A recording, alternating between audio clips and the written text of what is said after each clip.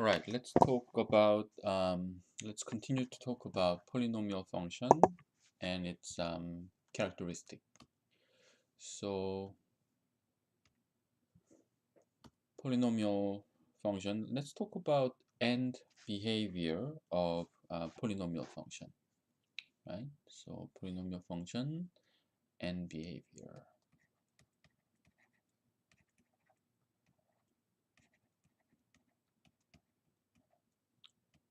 Okay, so when we say end behavior, we are talking about the end behavior of a polynomial function when we graph the function. So basically, there are four possible cases of end behavior. So let me graph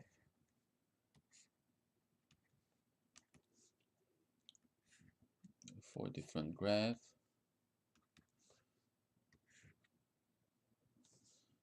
Don't like that one.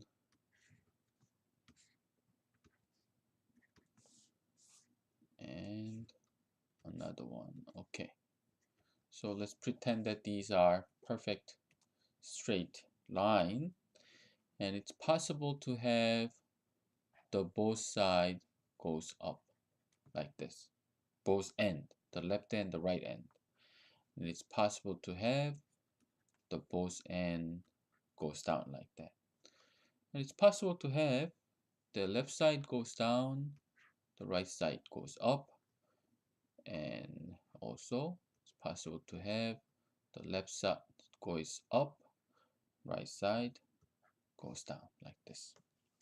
So when do we have these behavior? When the basic form of a polynomial that we are dealing with is this one, fx equal an xn an minus 1 xn minus 1 plus x1 a1 x plus a0, right? So this is the basic form of polynomial that we are dealing with. So we have this case, both side goes up case, when n is greater than or equal to 2, and also an is greater than 0. So it has to be higher than second power, or it could be up to second power, but second power or up, and also this an is going to be greater than 0. So this first number right here is gotta be greater than 0. And also n must be even number, right? So, n can be small as 2, the next n can be 4 or 6, 8, 10, and you get the idea, right? It has to be even number. So when do we have both sides down? Well, we have both sides down when n is greater than or equal to 2 and n is even number, but the leading coefficient, the an, must be negative. Then it goes down like that. Now, when do we have left goes down, right goes up? Well, n must be greater or equal to 3 this time, and n must be odd number, and an, the leading coefficient, must be positive number. Well, when do we have this case? When n is greater or equal to 3, it's gotta be odd number, and this leading coefficient must be negative number, right? So it'll follow this rule to fix the end behavior. So let's do an example.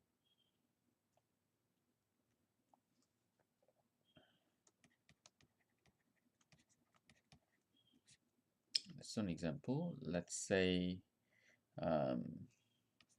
we have a polynomial x third x squared minus 12x. Let's say we have this polynomial. And the first thing that we should do is find x, y intercept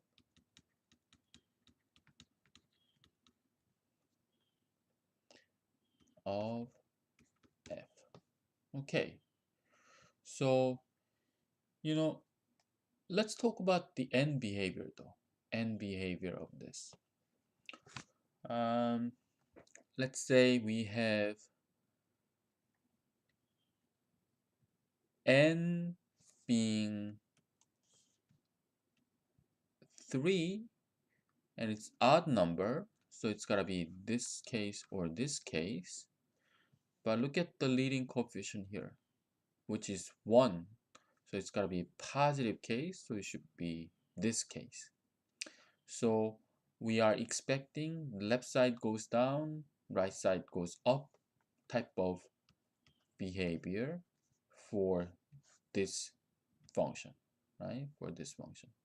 And we need to figure out the x-intercept and the y-intercept. So let's say to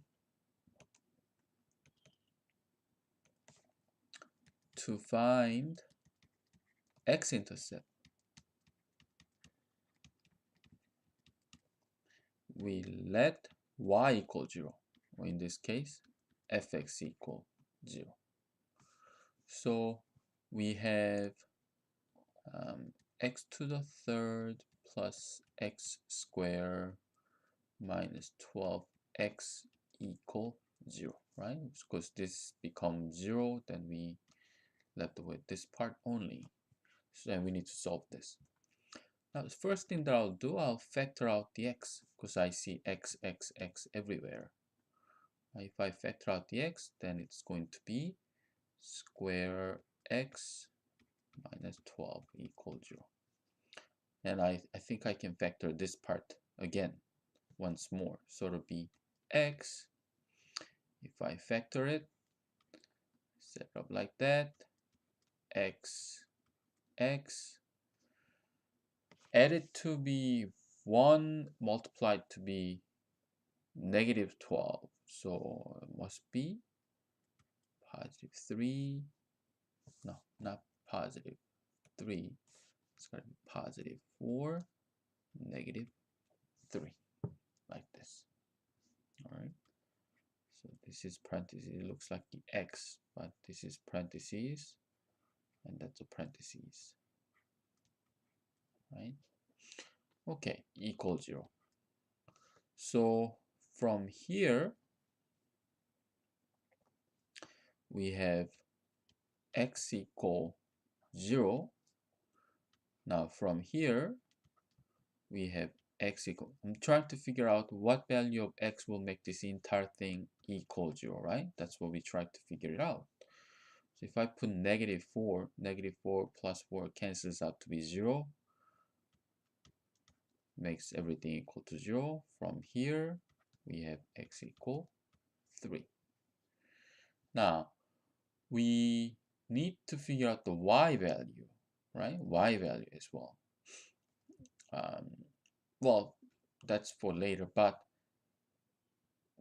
y value is what? Y value for all that.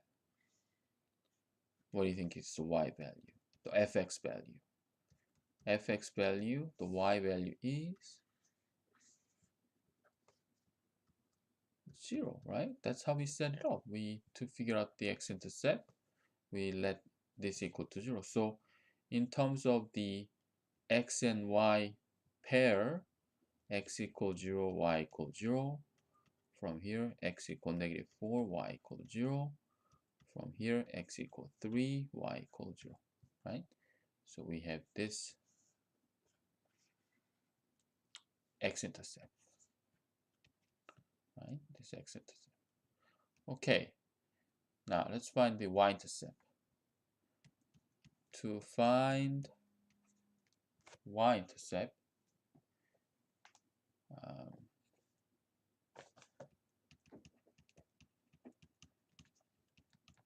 we let x equal 0. Now this gotta be easy.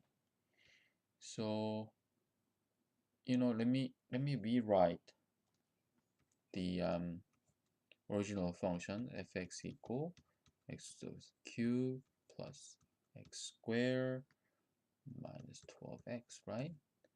So if you put 0 in here, here, here, what do you get for the y value? Well, you get 0 too.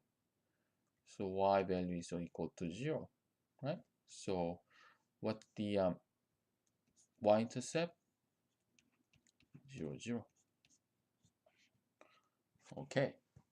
So let's try to graph this, right? Once we find the x and y intercept. Oops. Okay. Part B. Graph fx. So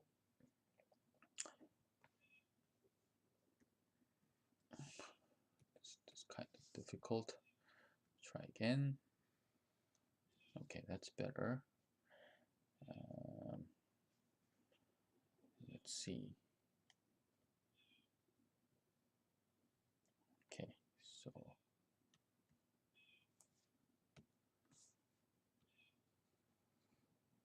all right, that's nice line. I like this one.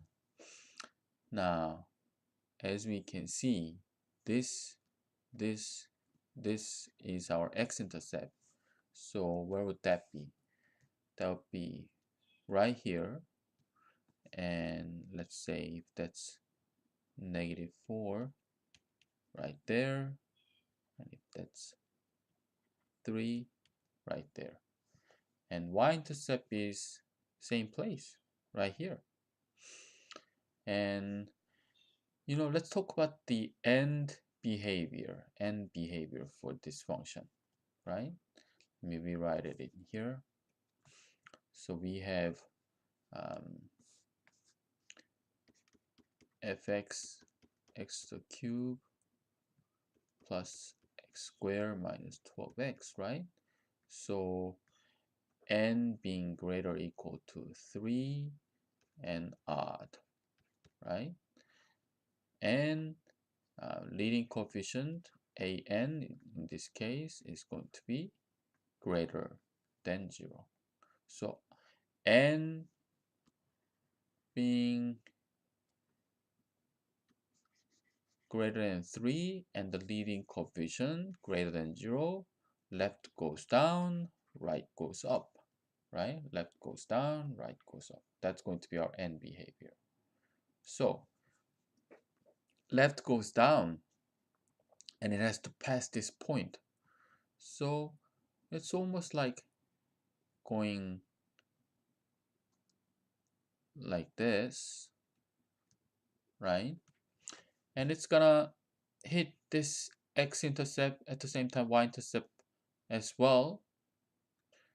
So it's gonna go like this, and it's gonna go like this, and right side goes up again like that, right? So that's the graph of this original function. Okay, all right.